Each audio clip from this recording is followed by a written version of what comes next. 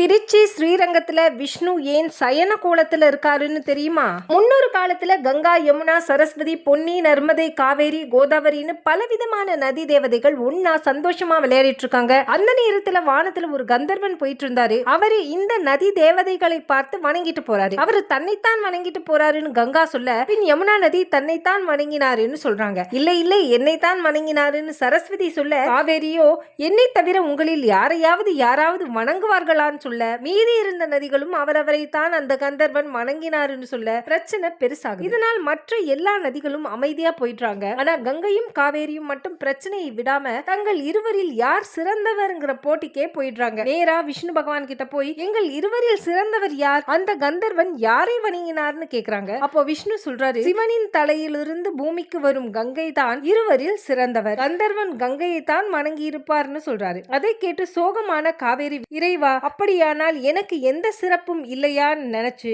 விஷ்ணுவை நோக்கி தவம் இருக்காங்க. தவத்தில் மகிழ்ந்த விஷ்ணு சொல்றாரு, கவலைப்படாதே காவேரி, உன்னுடைய மடியில் நான் படுத்து உறங்குவேன், அந்த சிறப்பு உனக்கு எப்போதும் இருக்கும்னு சொல்ல காவேரியும் சந்தோஷமா போறாங்க. அப்பதான் விஷ்ணு ரங்கநாதராக மாறி திருச்சி ஸ்ரீரங்கத்தில் காவேரி கரையில் பள்ளி கொண்டாரு.